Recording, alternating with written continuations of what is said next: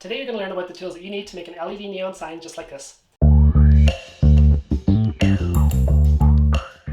Welcome to the channel. My name's Emmett and I'm the co-founder of Steveston Creative. We're a business that specialises in custom LED neon signage and artwork for weddings, events, businesses, home decor, conferences, trade shows, YouTube channels. Anywhere you've seen an illuminated sign like this, then we've likely made one for that application. We started Steveston Creative in 2019 and since then we've made thousands of signs and shipped them all over North America and the rest of the world, and we've got to work with major brands, businesses big and small, and lots of personal pieces for weddings and home decor as well. So we know a thing or two about making these signs and we want to share that with this channel. We've got a decent following on Instagram and TikTok, and one of the questions that we get every single day is how do you make your signs? So rather than going through and answer those questions one by one, which is what we've been doing up until this point, we decided to start a channel and show people how we make our signs as well as some of the behind the scenes for our business. So if that seems like something that's interesting to you, you can follow along with the video, subscribe to the channel and hit the bell so that anytime we post a new video, you'll get notified of that. I will say that when we started Steveston Creative, there were no resources like this. There was no videos, no instruction manuals. My wife Hannah and co-founder for Steveston Creative, we just had to figure it out ourselves, and we're trying to have you not make the same mistakes and not have to do the same trial and error that we did, and we just want to be a reputable source for some good information about making these signs. So before we show you how to make the signs, we figured the first step would be to show you the tools that we use every day to make the signs, so that when we start posting videos of us making the signs, you'll be able to join in and follow along if that's something you're interested in doing. I've laid out all of the tools in front of me here that we use every day, as well as behind me. This video is going to go through the tools, explain what they are, what we use them for, and I'll have links to everything in the description below. There'll be links to online retailers, big box stores, and there'll also be links to our own website. If you've checked out our website, we actually have an online customizer where you can go on and design your own sign. You can type in the text, choose the color, the font, the size, and order a sign that way, so that if you are not the kind of person that's going to DIY and try and make one of these signs yourself, we can make it for you. So you can check that out. We're also going to be using the website to sell the materials that we use to make the sign. It can be pretty tricky to find high quality materials, at least that's what we have found, and so we want to be a reputable source for that, so people can come to us. They know they're going to be getting high quality materials. So yeah, that's kind of what we're working on. So yeah, we'll start the video here. We'll go through all the tools, and if you have any questions at the end or during, you can just type them in the comments section and we'll make some future videos based on what the questions are. Alright, let's get started. So the first thing that you're going to need to make an LED neon sign, it might seem pretty obvious, is this material here. So this is called LED neon or LED neon flex, and essentially it is LED strip lights that has a material around the outside, so it's encased in a material, usually silicone or PVC, and that material helps to diffuse the lighting from the LEDs and give it a nice neon-like glow, nice uniform glow. I say neon-like because it's not like an old-fashioned glass neon sign, so those glass tubes filled with different gases that are used. This is a completely different product, so it's LED strips encased in a material, and as a result of that, it's a very versatile material. So this is flexible. When the sign is turned on, it's not going to heat up. It's completely safe to touch. It doesn't make any sound, and it's low voltage as well. So all of our LED neon that we use is 12 volt, and then it's attached to a UL listed power supply. So as long as all the components go together safely, then it is a completely safe material to use. There's different materials that can be made of, so I've already mentioned there's silicone and there's PVC. Our preference is to use silicone because we find that it gives off a more uniform glow and it's a more flexible and versatile material to work with. We find that sometimes you can see the LED hotspots in the PVC, and it's also not as versatile, so it's quite stiff to work with. So we generally don't use the PVC. And then within the silicone options, there's different thicknesses, so our most standard thickness is 8mm. We also have 6mm available, and so if you're doing a small sign or a sign that has lots of intricate details, the 6mm is a good option to have as well. Different kinds of LED neons will have different cut length intervals in the LED strips, so some of them will have 2.5 centimeters or 1 inch cut lengths, so you can only cut it at those intervals, and then other versions will have 1 centimeter cut length, so quite a bit smaller, and that's generally what we use in our signs. So we pay for a more premium LED neon strip. It has more LED, so it gives off a brighter light, and it's also easier to work with. So if you can cut it more frequently, then it's going to be easier for you to make the sign. So that's generally what we do. All of these are going to be available on our website. We have 22 different color options available, so if you wanted to try and make something yourself, you can purchase these from us. We also have an RGB, so a color changing option as well, so lots of versatility there, and if you want to head over to the website, you can take a look and see. So I'm going to move on to the backers that we use for our sign next. Okay, so the next thing I want to talk about is the backers for our signs. So as you can see, the LED neon is really flexible and it doesn't hold its shape at all. So it needs some kind of substrate to be attached to, whether it's glued or routed into place.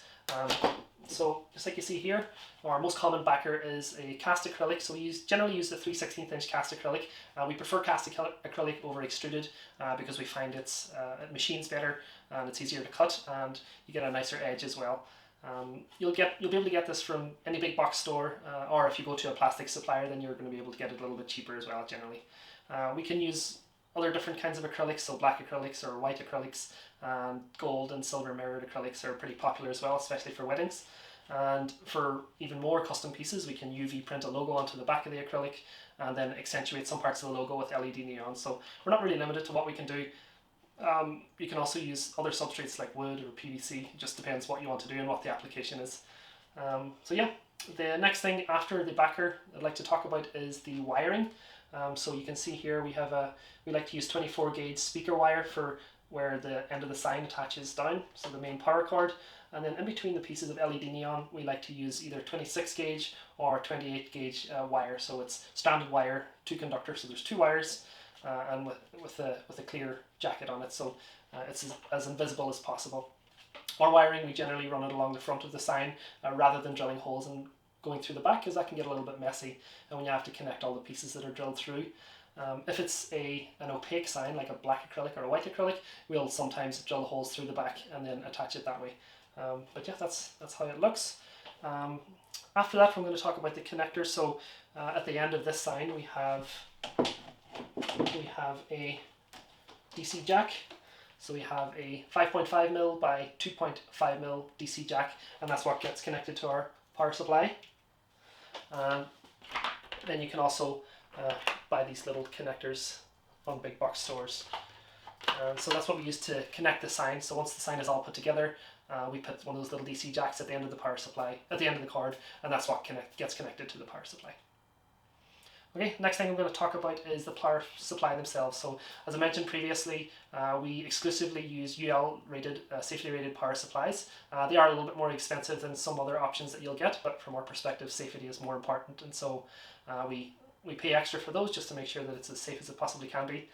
And so the power supplies, the output is 12 volt because it's 12 volt LED neon, and the input, depending on where you're located, so if we're in North America, it's a 110 volt, and the amperage, so the current that's running through the sign, will depend on which power supply you're going to choose. So if it's a small sign, it might be a 3 amp power supply. If it's a larger sign, it could be a 10 amp power supply. And sometimes we make lots of pieces, like a very large sign where we connect lots of pieces together, and that could be 20, 30 amp power supplies.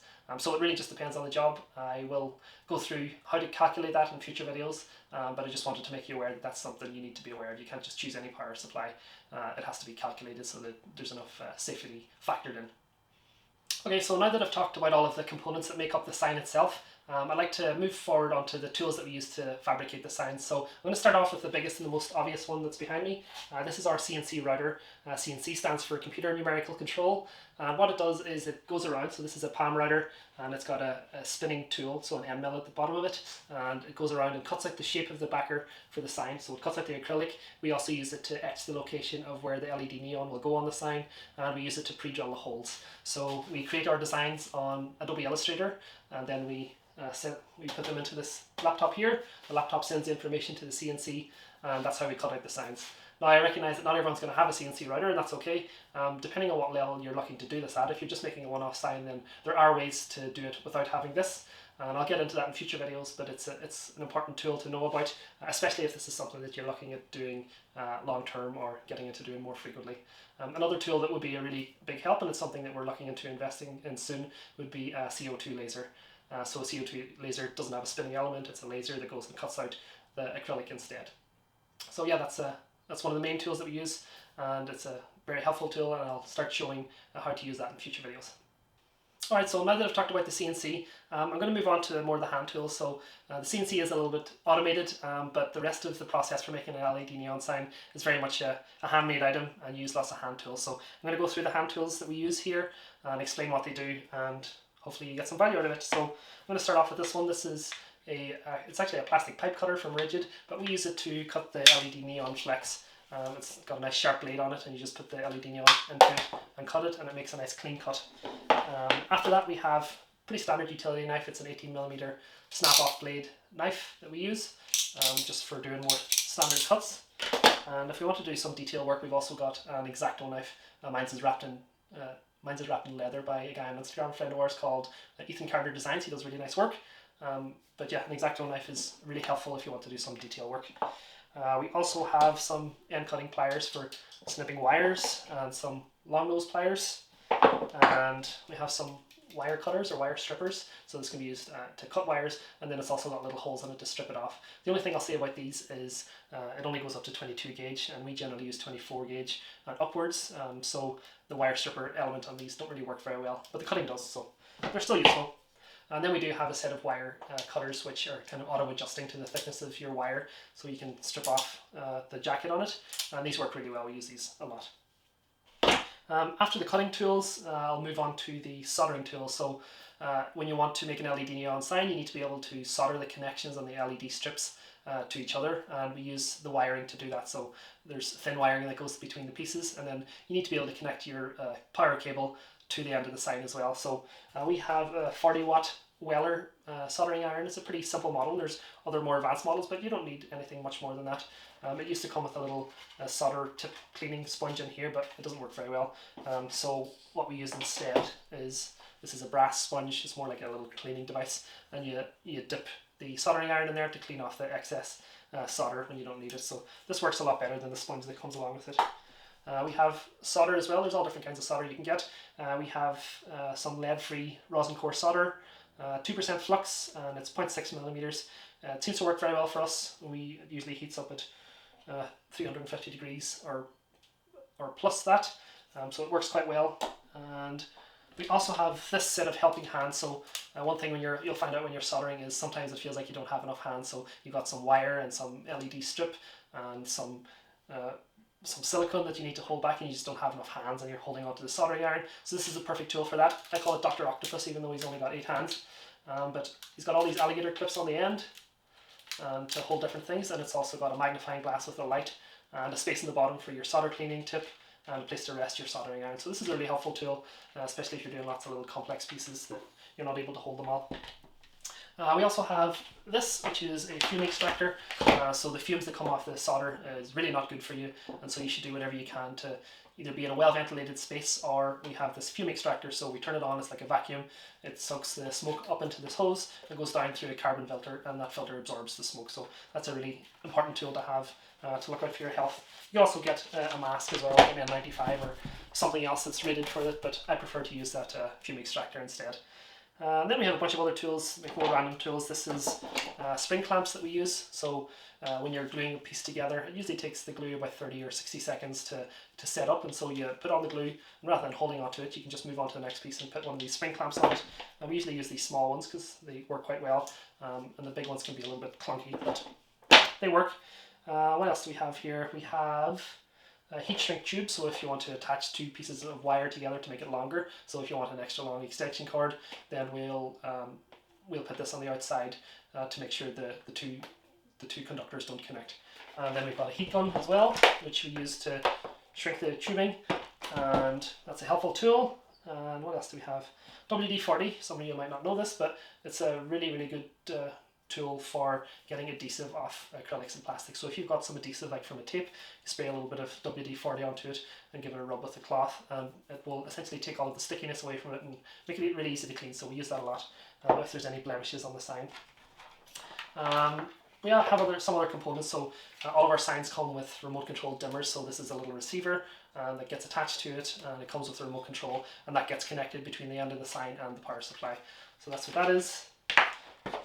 This is a multimeter, and we use the multimeter when we're working on the sign, or once the sign is finished. We'll plug it into the multimeter and test the voltage, make sure it's all good, check the current, and that will help us decide what size power supply we want to use. There's also ways to calculate it, which I can talk about later, but this is a really handy tool if you don't want to calculate it. You just plug it in and it does the work for you, and then you add in some safety numbers as well.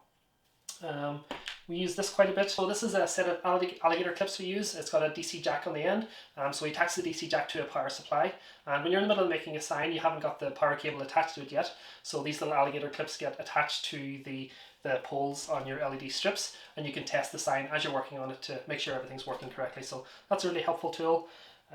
We also have a really good set of tweezers that we use.